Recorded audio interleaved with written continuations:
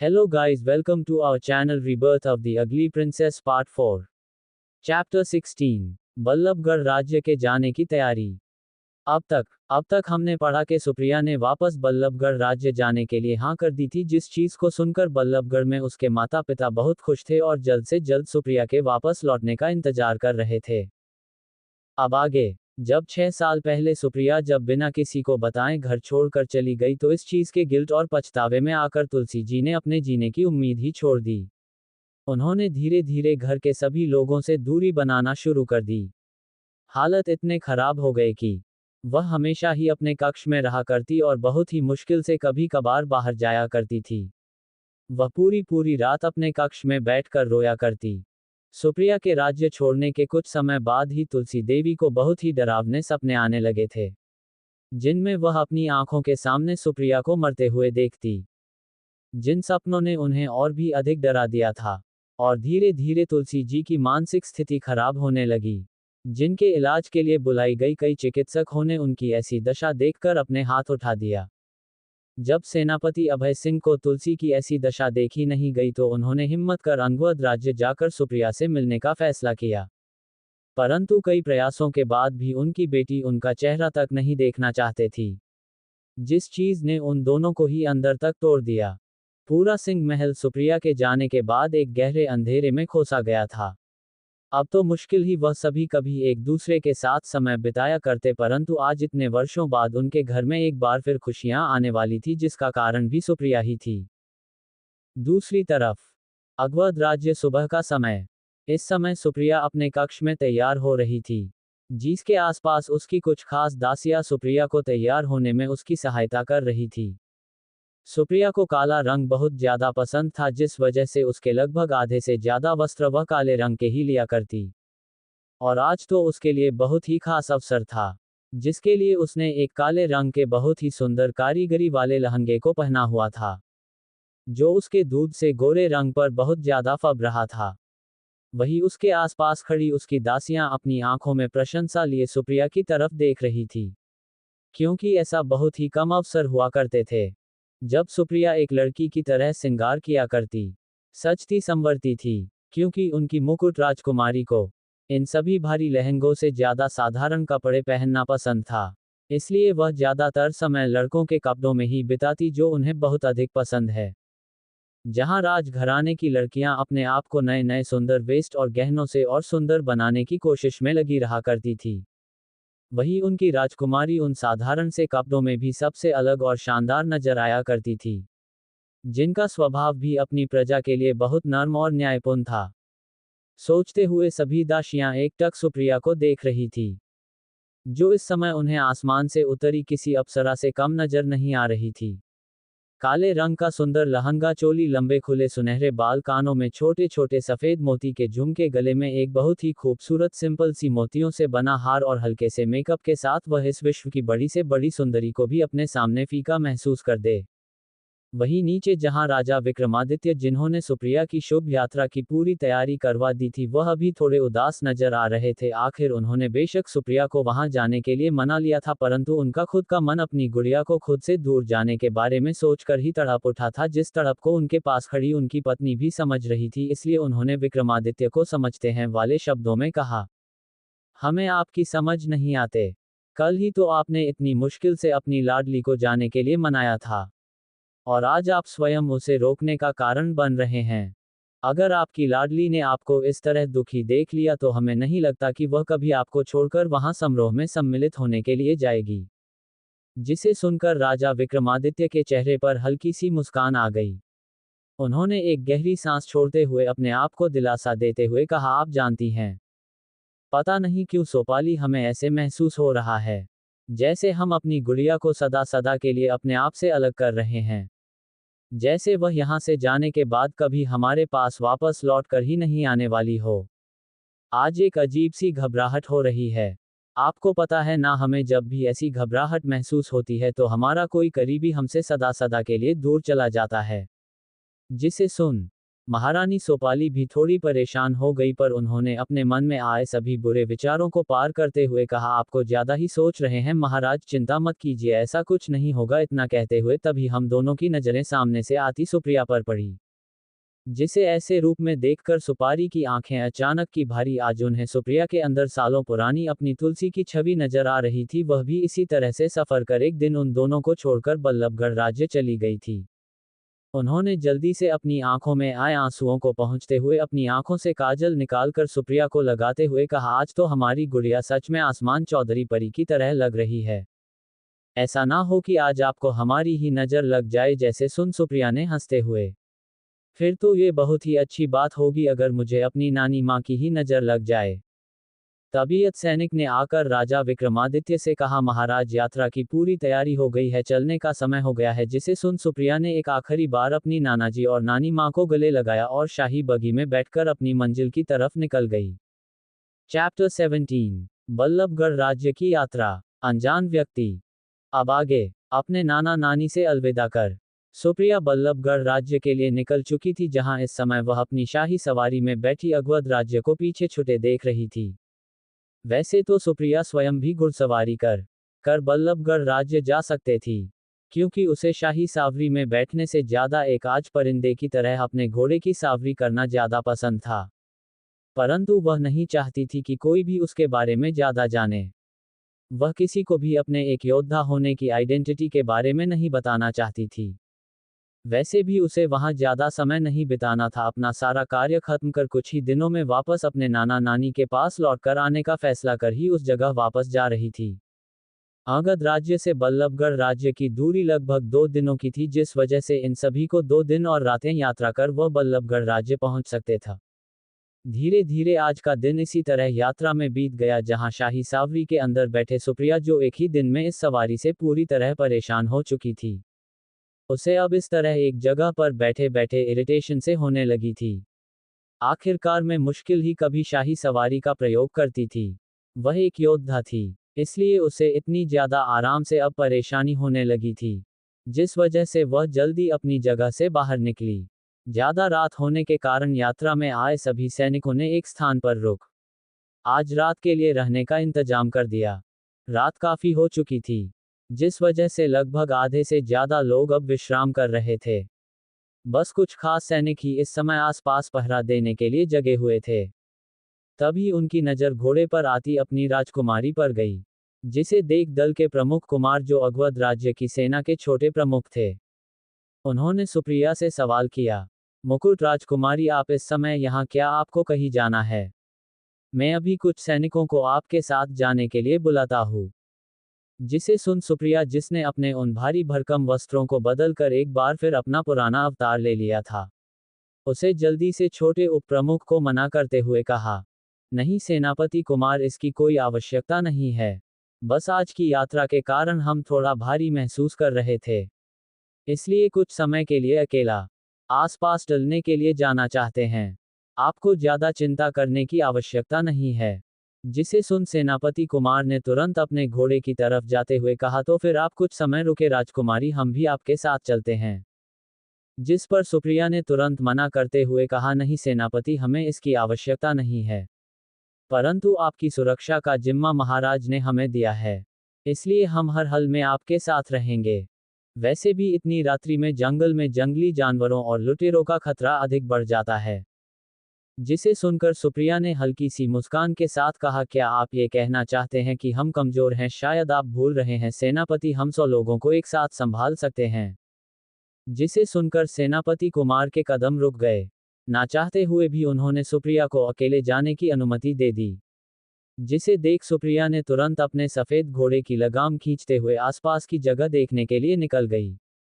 जिसे जाता देख सेनापति कुमार ने तुरंत अपने 2 गुप्त सैनिकों को कुछ दूरी से उनकी मुकुट राजकुमारी की रक्षा करने के लिए कहा।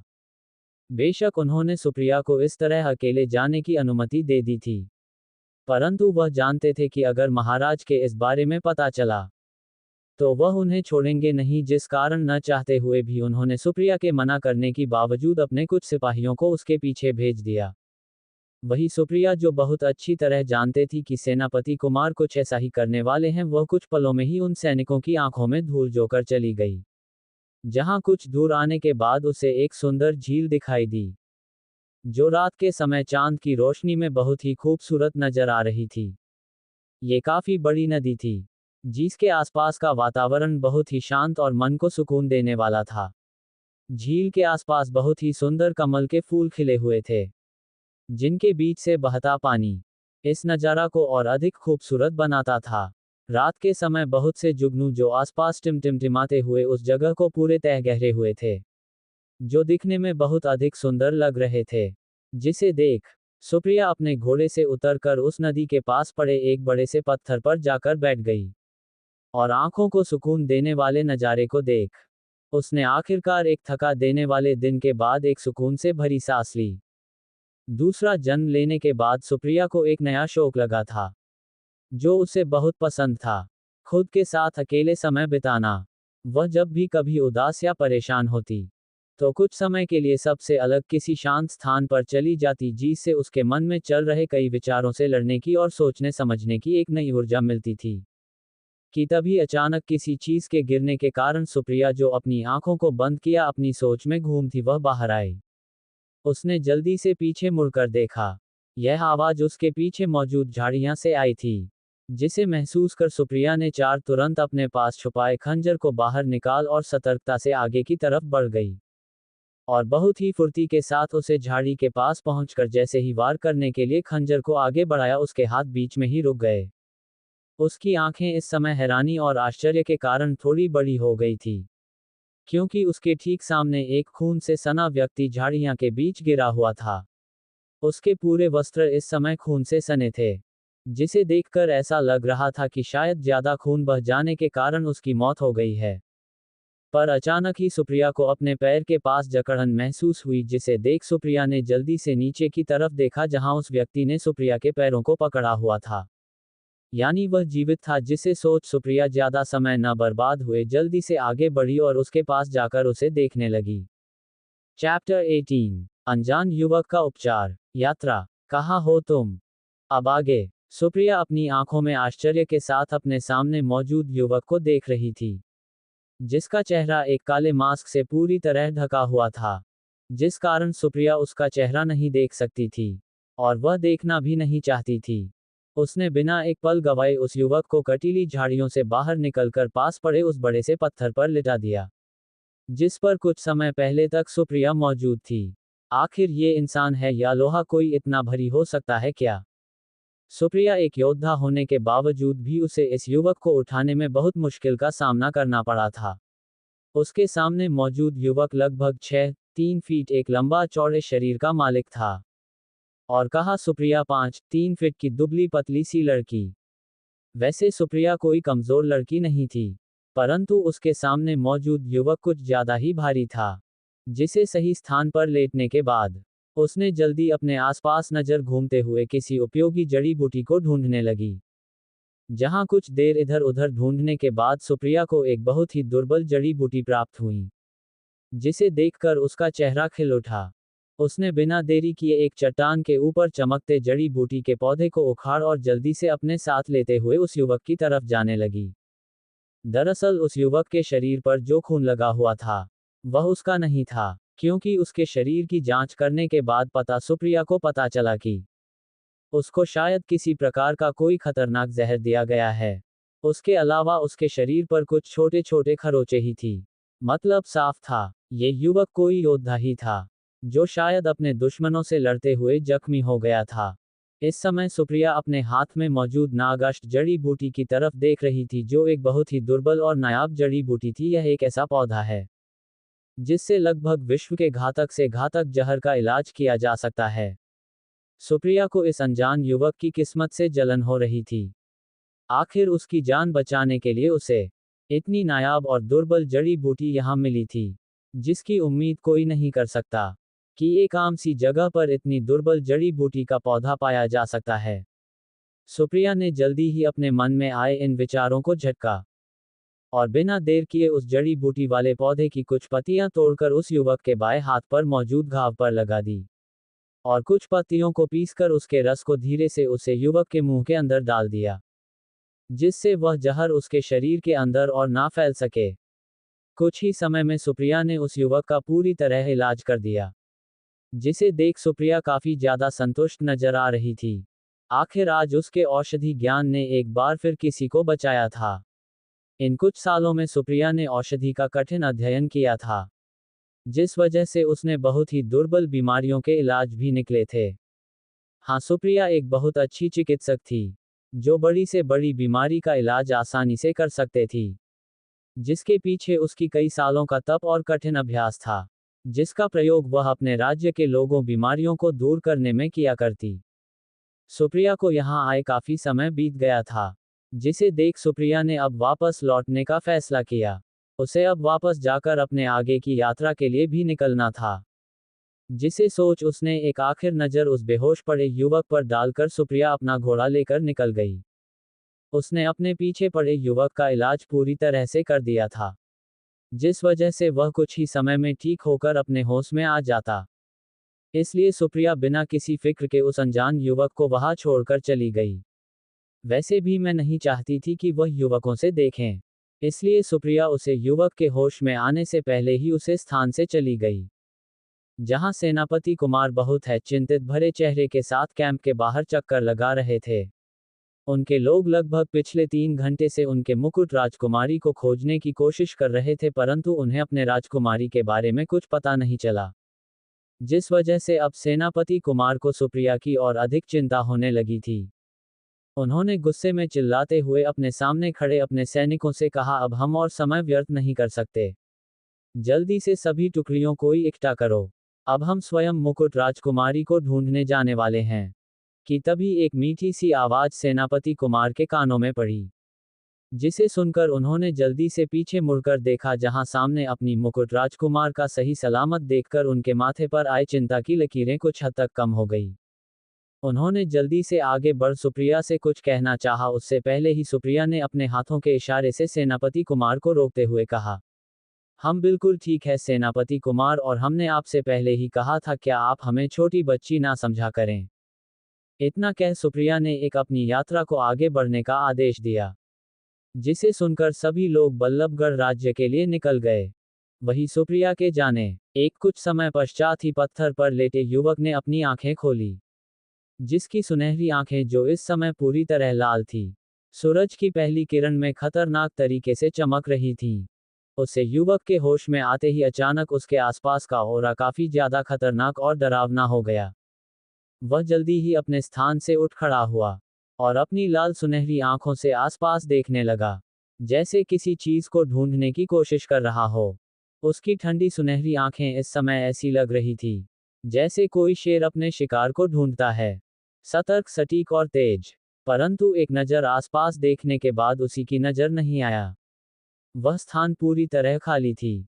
बस कुछ था तो एक हल्की सी मीठी खुशबू, मन को मोह लेने वाली एक अजीब सी गंध, जो उस युवक ने अपने जीवन में पहली बार महसूस की थी। जिस महसूस करते हुए उसकी लाल हो चुकी सुनहरी आंखें धीरे धीरे शांत होने लगीं। अचानक एक गहरी डरावनी आवाज उस शांत जंगल में आई, कौन हो तुम और कहाँ है। चैप्टर 19 राजकुमार अग्नि। बल्लभगढ़ राज्य में आना। अब आगे वह अनजान युवक जिसकी सहायता सुप्रिया ने कुछ समय पहले की, वह अब अपने होश में आ चुका था, जिसके लाल सुनहरी आंखें जो इस समय काफी खतरनाक लग रही थी। वह बहुत ही उत्तेजित होकर अपने आसपास किसी को ढूंढने की कोशिश कर रही थी, परंतु जिस चीज की तलाश उसकी बेचैन आंखों कर रही थी वह यहाँ उपस्थित नहीं थी, जिस कारण उसने गुस्से और फ्रस्ट्रेशन में अपनी सुनहरी लाल आंखों को बंद कर लिया, जिनके बंद होते ही उसकी आंखों के सामने एक बहुत ही सुंदर दृश्य गुजर कर चला गया। चांदनी रात में नदी के पास बैठी एक सुंदर अप्सरा, जिसके सुनहरे लंबे बाल जो उसकी कमर के नीचे तक आते थे, रात के समय आसपास चल रही ठंडी हवाओं में किसी सुनहरी रेत की तरह लहरा रहे थे। उसके चेहरे पर पड़ती चांद की रोशनी जो उसे और भी ज्यादा खूबसूरत और किसी खिले सफेद कमल की भांति दिखा रही थी। वह बिल्कुल उस खिले सफेद कमल की तरह कोमल, मनमोह लेने वाली एक नायाब खूबसूरती थी, जिसे एक पल देखकर ही उस अनजान युवक का बेचैन दिल शांत हो गया। उसकी नसों में बढ़ता वह दर्द जो उसके लिए कुछ समय पहले तक असहनीय हो गया था, वह अचानक ही कहीं गायब सा हो गया। वह युवक अपने शुद्ध बुद्ध कोई बस एक तक सामने बैठे लड़की की तरफ बढ़ने लगा। पर उससे पहले कि वह उस सुंदर कमल तक पहुंच पाता, जहर के असर के कारण वह वहीं बेहोश हो गया। जिन बातों को याद कर उसने एक बार फिर अपनी आंखों को खोला, जो अब पहले से भी ज्यादा भयानक नजर आ रही थी। उसके आसपास का ऑरा धीरे धीरे परिवर्तित होने लगा, और जहां वातावरण में कुछ समय पहले तक एक सुकून और गर्माहट मौजूद थी, उसकी जगह अब घुटन और एक अजीब से डर ने ले ली थी। तभी एक तेज हवा का झोंका उस अनजान युवक के पास आया, जिसके साथ उसी की तरह एक काले वस्त्र पहने एक और युवक, जिसने भी अपने चेहरे को काले मास्क से ढका हुआ था। वह तुरंत आगे बढ़ अपने घुटनों के बल बैठकर अपने सामने खड़े युवक से बोला, राजकुमार, क्या आप ठीक है? हमने उन सभी लोगों को उनके सही स्थान पर पहुंचा दिया है, और जिस गद्दार ने आपको वह जहर देने की कोशिश की, उसे भी हमने पकड़ लिया है। हमें लगता है अब आपको जल्द से जल्द महल चलकर अपना इलाज करवाना चाहिए, इससे पहले कि जहर आपके शरीर को कोई नुकसान करे। वही सामने खड़ा युवक, जो उसे नकाबपोश की सभी बातों को सुन रहा था, कुछ देर की शांति के एक ठंडी कठोर आवाज ने नीचे बैठे उस नकाबपोश को आदेश देते हुए कहा, जंगल के चारों कोनों में जाकर पता करो कि जंगल के इस कोने में कुछ समय पहले तक आखिर कौन उपस्थित था।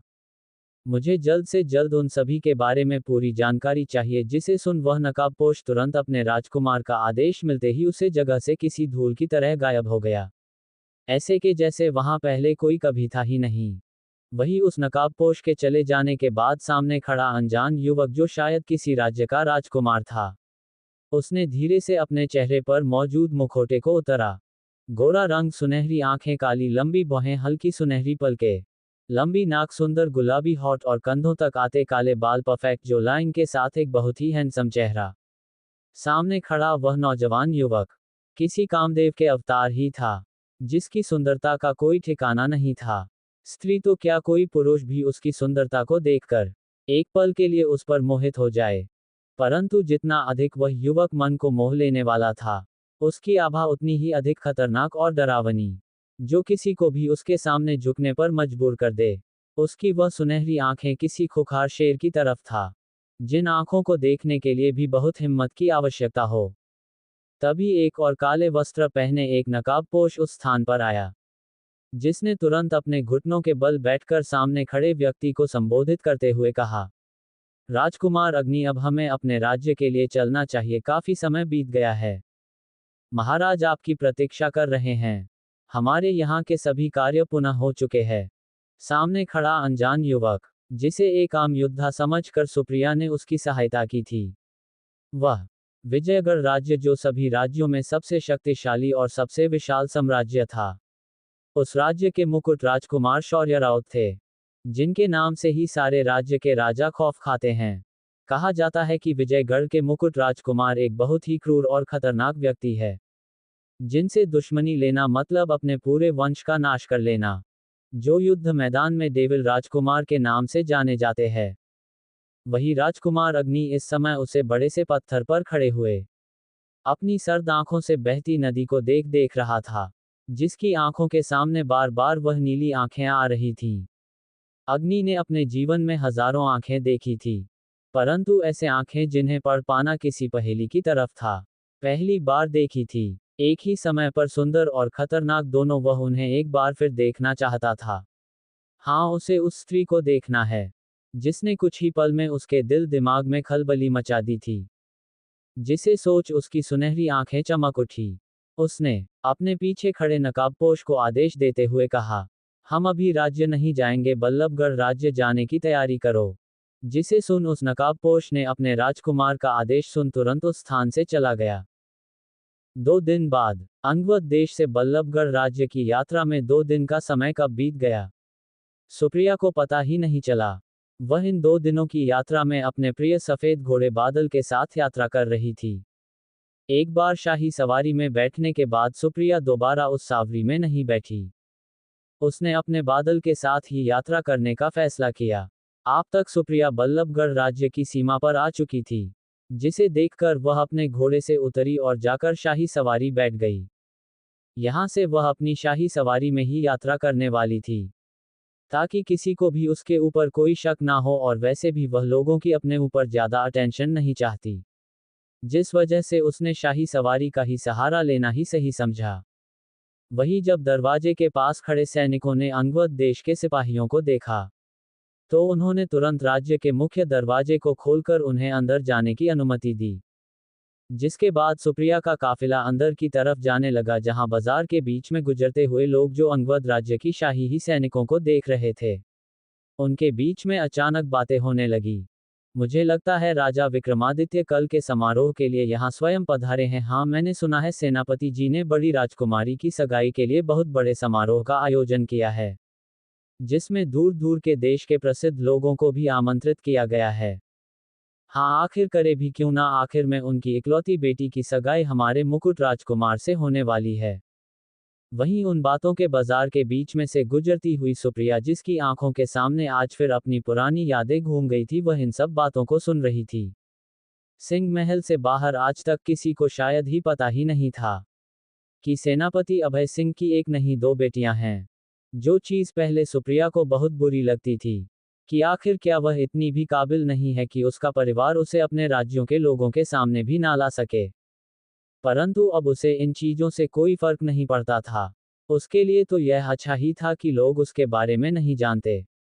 कुछ समय में सुप्रिया की शाही सेना सिंह महल के दरवाजे तक पहुंच चुकी थी, जहां कुछ पहरेदारों ने दरवाजा खोलने पर वह लोग सिंह महल के अंदर प्रवेश कर गए, जिसे बहुत ही भव्य तरीके से सजाया हुआ था। चैप्टर 20 6 सालों बाद परिवार से सामना। अब आगे। अवध राज्य की शाही टुकड़ी इस समय सिंह महल के दरवाजे पर खड़ी थी, जिन्हें देख महल के बाहर खड़े सुरक्षा कर्मियों ने तुरंत दरवाजा खोलकर उनका स्वागत किया, जिसे देख सुप्रिया की शाही टुकड़ी सीधा सिंह महल के अंदर प्रवेश कर गई। अंदर आने के बाद सबकी नजरें अपने सामने मौजूद सुंदर नजारे पर टिक गई। आज सिंह महल की भव्यता देखने लायक थी। सिंह महल को कल होने वाले समारोह के लिए पूरी तरीके से सजा दिया गया था। महल के हर एक छोटे से छोटे कोने को बहुत ही सुंदर तरीके से सजाया गया था। पूरे सिंह महल को सफेद और नीले फूल, जो एक उच्च वर्ग के फूल होते हैं, उनसे सज्जित किया गया था, जिस कारण सिंह महल की सुंदरता आज आंखों में बसने लायक थी। जो महल दिन की रोशनी में इतना अधिक खूबसूरत और शोभित लग रहा था, रात में इसकी सुंदरता का वर्णन करना तो बहुत ही ज्यादा मुश्किल था। जिस साज सज्जा से ही इस बात का अंदाजा लगाया जा सकता था कि कल होने वाला समारोह कितना ज्यादा भव्य और महत्वपूर्ण होने वाला है।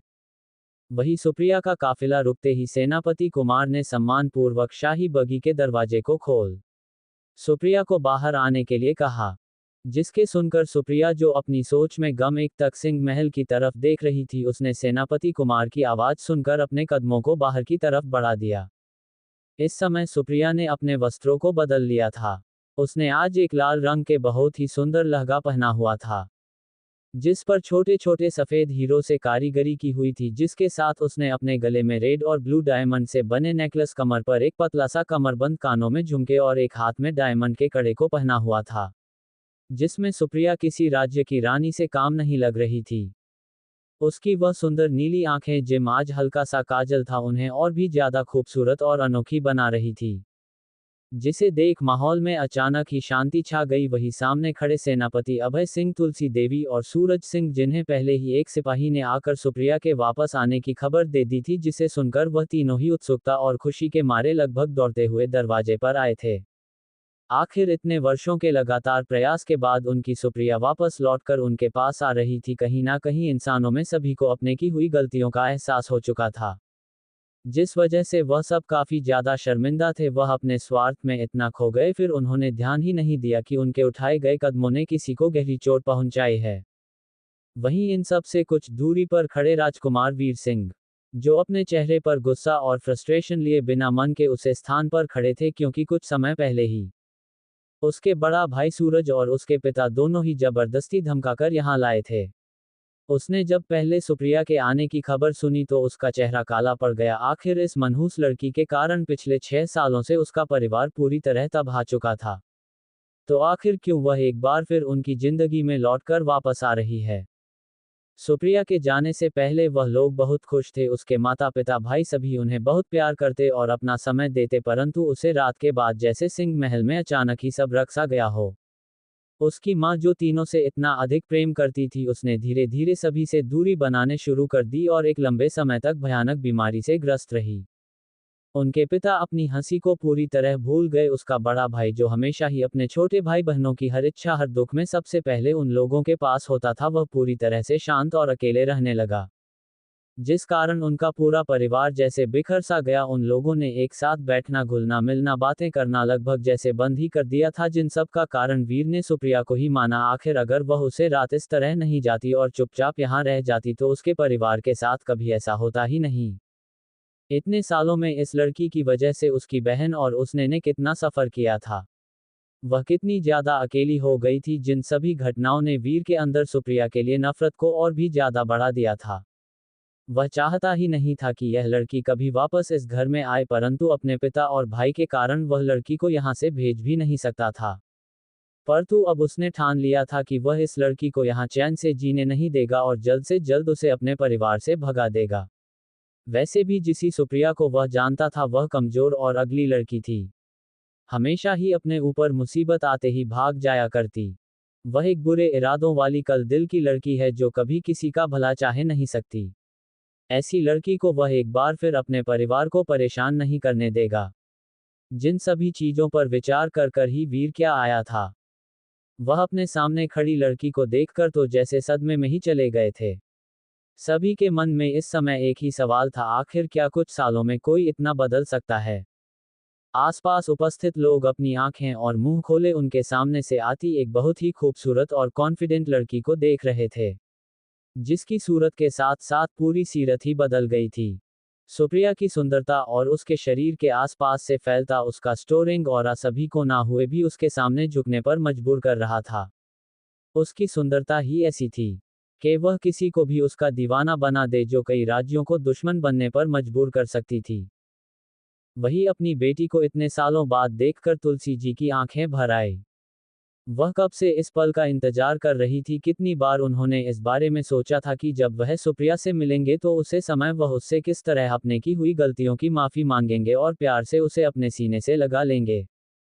तुलसी जी ने जल्दी से अपनी आंखों में आए आंसुओं को पहुंचा और एक बड़ी सी मुस्कान के साथ सुप्रिया को गले लगाने के लिए आगे बढ़ गए, पर अचानक ही उनके कदम बीच में रुक गए। उनके चेहरे की मुस्कान, जो कुछ समय पहले तक जाने का नाम नहीं ले रही थी, वह अचानक ही जम गई।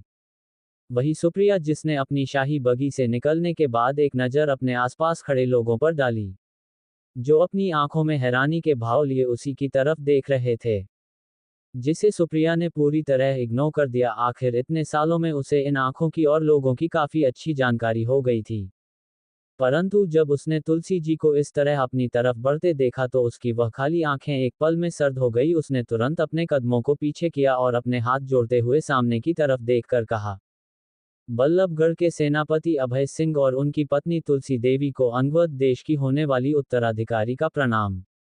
जिसे सुनकर जहां कुछ समय पहले तक वहां खड़े 3 लोगों की आंखों में खुशी और आशा की किरण झलक रही थी, वह सब कुछ क्षणों में पूरी तरह गायब हो गई।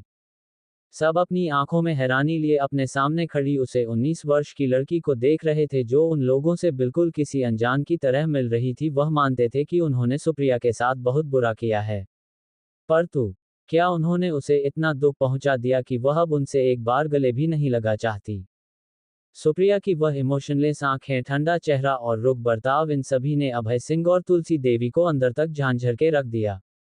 आज उन दोनों को ही यह एहसास हो रहा था कि शायद उन्होंने पूरी तरह से अपनी छोटी सी बच्ची को खो दिया है। वह लड़की जो हमेशा उनके आगे पीछे माँ बाप कहते हुए घूमा करती थी, आज वह उनके सामने किसी अजनबी की तरह बर्ताव कर रही थी। उसकी वह नीली आंखें, जो हमेशा अपने परिवार के प्रति भावनाओं से भरी रहती थी, आज पूरी तरह से खाली थी। यहाँ तक कि उसकी आंखों में उनके लिए नफरत भी नहीं थी, ऐसा जैसे कि वह लोग उसके लिए अब मेन ही नहीं रखते। वही वीर जो सुप्रिया के रूप को देखकर पहले ही सदमे में था, वह उसकी बातों को सुनकर तो और भी ज्यादा गहरे सदमे में चला गया। अंगवद देश के होने वाले उत्तराधिकारी, यह कैसे हो सकता है? क्या उसके नाना जी उसके बड़े भाई को उनका उत्तराधिकारी नहीं बनाने वाले थे? तो फिर ये लड़की जो किसी के सामने सही से बोल भी नहीं सकती थी, क्या वह अंगवद राज्य की उत्तराधिकारी बनेगी? इस समय वीर का दिमाग पूरी तरह से खाली हो चुका था। उसे ऐसे लग रहा था जैसे उसके शरीर में सोचने समझने की शक्ति ही खत्म हो गई है, जिस वजह से वह एक भी पाल और वह नहीं रुक और तुरंत अपने कदमों को अपने कक्ष की तरफ बढ़ा दिया।